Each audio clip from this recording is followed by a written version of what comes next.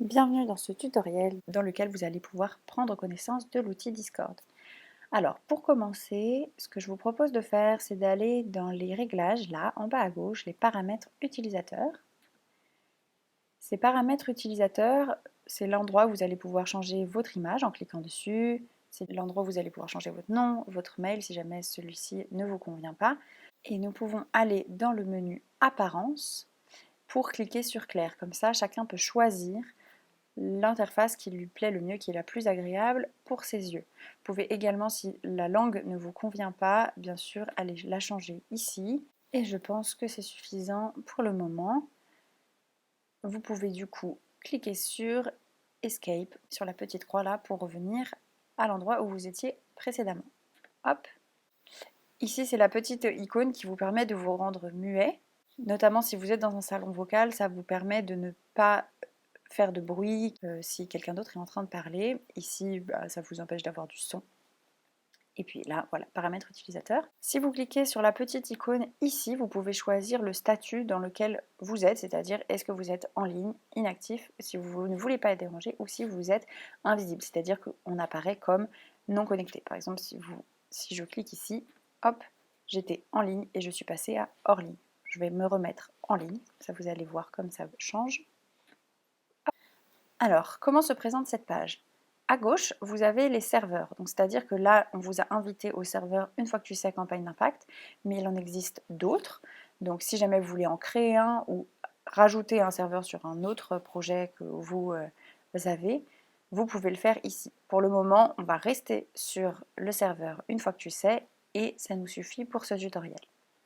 La deuxième partie que vous avez ici, c'est la partie dans laquelle vous allez avoir les salons. Les salons, c'est les différents endroits où on discute. Donc on peut discuter de façon textuelle en écrivant des messages sur tous les salons qui ont un petit dièse, un petit hashtag comme ça.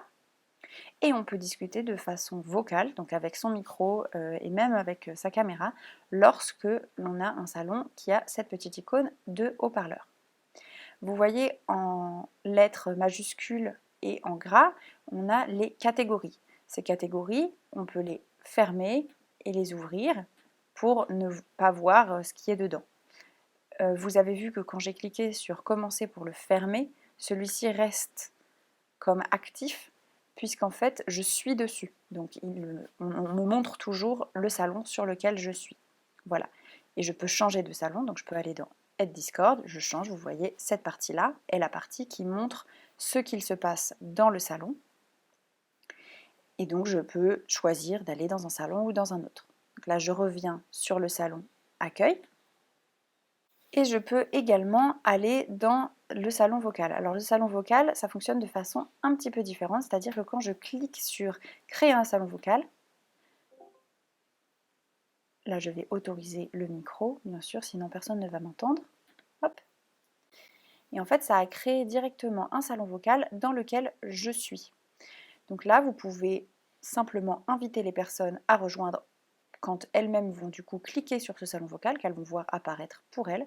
Et vous pouvez également créer une invitation, donc copier le lien, et le mettre dans la conversation dans laquelle vous étiez avec la personne avec un simple copier-coller. Vous voyez que je suis en muet, donc je peux cliquer ici en bas pour rétablir ma voix. Et d'ailleurs, vous voyez que ceci a changé. Maintenant, j'ai un rond vert autour de mon icône. Et si je redeviens muette, hop, ça ne bouge plus, alors que je parle quand même. Pour quitter un salon vocal, c'est tout simple. Vous voyez ici, il y a cette petite partie qui s'est mise. Donc je peux simplement raccrocher. Et quand la dernière personne raccrochera, ce salon vocal va disparaître. Et puis si on veut en recréer un, il suffit à nouveau de cliquer sur créer un salon vocal. Vous voyez ici qu'il y a la possibilité d'allumer la caméra ou de partager son écran. Donc voilà, si l'envie vous prend, vous savez que ces options sont possibles. Donc là, je vais quitter l'appel et vous allez voir que cette petite partie va disparaître. Donc c'est le prénom de la personne qui a créé le salon suivi de channel. Voilà, et là le salon a disparu en même temps. Ici en haut, vous avez la présentation du salon dans lequel vous êtes. Vous pouvez cliquer dessus pour avoir tout le texte écrit. Et à droite, vous avez une petite icône qui vous permet de décider si vous voulez avoir ou non des notifications par rapport à ce salon précisément. Donc vous cliquez quand c'est barré, c'est que vous n'avez pas de notification. Quand la cloche est normale, c'est que vous allez en avoir. Ici, c'est un endroit où il y aura les messages épinglés. Donc les messages épinglés, c'est les messages qu'on va vouloir que vous voyez en permanence de façon très accessible, rapidement. Quand il y aura de nouveaux messages épinglés, vous verrez une petite pastille rouge apparaître ici en bas à droite de cette épingle. Ici, c'est la liste des membres. Donc si vous cliquez, vous voyez que le bandeau à droite disparaît. Et ce bandeau à droite vous permet de voir les personnes qui ont accès à ce salon dans lequel vous êtes. Ici, vous voyez les bots, ne vous en préoccupez pas, ce sont simplement des outils qui nous permettent de gérer le serveur. Et ici, vous voyez les personnes qui sont connectées en fonction de leur rôle. Donc toutes les personnes connectées, on les voit grâce à ce petit icône vert et les personnes hors ligne sont comme ça grisées en bas. Ici, vous avez ensuite l'icône rechercher dans laquelle vous pouvez simplement chercher par exemple par mots-clés ou par nom d'utilisateur et vous pouvez trouver toutes les informations, tous les messages que cette personne a partagés. Donc par exemple, si là je cherche le mot outil, pour trouver tous les endroits où on parle d'outils, hop, je clique et je vois qu'il y a un message de Brian qui dit pour commencer, je t'invite à regarder la vidéo ci-dessous pour prendre connaissance de cet outil. Donc je peux, soit voilà, c'est bon, j'ai eu l'information, je laisse, soit je peux cliquer sur y aller et ça m'emmène directement à l'endroit où je parle de ça. Bon, bien sûr, vous pouvez classer par date, par pertinence, et quand vous avez fini la recherche, vous pouvez simplement cliquer sur la croix pour en sortir. Ensuite, ici, il y a la boîte de réception qui vous donnera des infos sur toutes les notifications que vous n'avez pas vues, toutes les mentions, parce que je vais vous montrer qu'on peut également mentionner quelqu'un pour lui faire savoir qu'on veut parler avec cette personne en particulier ou l'alerter de quelque chose.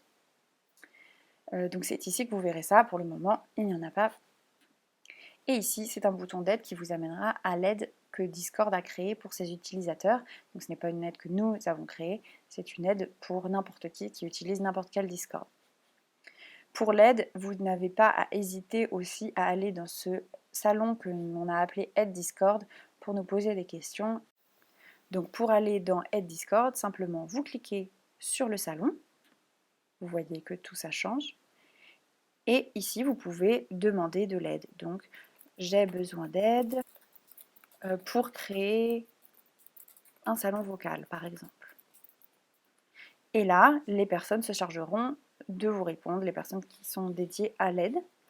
Et si vous avez besoin de demander particulièrement de l'aide à quelqu'un ou que vous voulez vous adresser à quelqu'un en particulier, je peux rajouter arrobase et là je peux dire à Brianne, c'est à elle que je veux demander de l'aide. Et donc voilà, elle sera notifiée, donc ça apparaîtra dans ses notifications.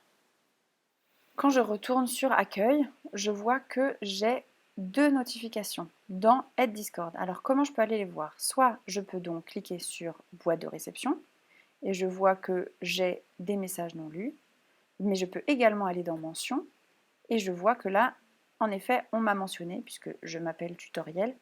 Voilà, Brian m'a mentionné Tutoriel. Quand je vois ces messages ici, je peux soit décider tout de suite de marquer comme lu, soit décider d'y aller directement pour que l'outil m'amène directement au salon concerné, mais je peux aussi cliquer directement dans le salon où je vois une pastille apparaître,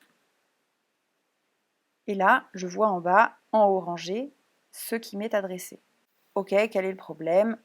Arrobas tutoriel, ça c'était la mention qui m'a dit qu'on voulait me parler. J'aurais de toute façon eu une notification puisque ceci a été une réponse. C'est-à-dire que quand on voit un message, on peut soit rajouter une réaction, mettre un emoji qui nous plaît, soit on peut répondre. Et donc là, vous voyez que ça marque répondre à Brian. Donc je dis le problème est je ne sais pas où cliquer, par exemple. Et donc vous voyez qu'on voit que la réponse est à Brian.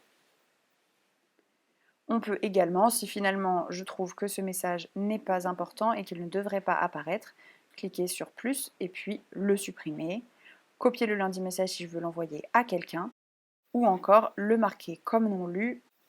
Hop, donc je vais vous montrer ce que ça fait quand on supprime un message. On nous demande une vérification, je clique sur supprimer et il a disparu. Et pour un autre message que j'ai écrit, je peux par exemple cliquer sur modifier et là je peux dire rajouter par exemple des points d'exclamation. Lorsque j'écris un message, je peux cliquer sur plus pour ajouter n'importe quel fichier, une image, un PDF, n'importe quoi qu'il me semble utile d'ajouter à un message. Je peux aussi envoyer un GIF en cliquant là, donc une image animée. Et je peux envoyer aussi des émoticônes, bien sûr. Ne vous préoccupez pas du cadeau, c'est une offre commerciale de Discord. Si vous ne connaissez pas, on ne va pas s'embarrasser avec ça. Et enfin, par rapport à la bande que vous voyez ici à droite, vous pouvez cliquer sur la personne dont vous voulez avoir les informations pour avoir plus d'informations sur elle. Donc vous voyez que Brianne est par exemple administratrice, animatrice, relayeuse. Elle est en France et en Nouvelle-Aquitaine. Et également qu'elle a fini le tuto. Voilà, donc vous pouvez faire ça pour toutes les personnes. Voilà, donc quand vous avez compris tout ça, vous pouvez retourner sur Accueil. Et quand vous sentez que vous avez bien compris cette petite interface, vous pouvez cliquer sur C'est fait. Merci.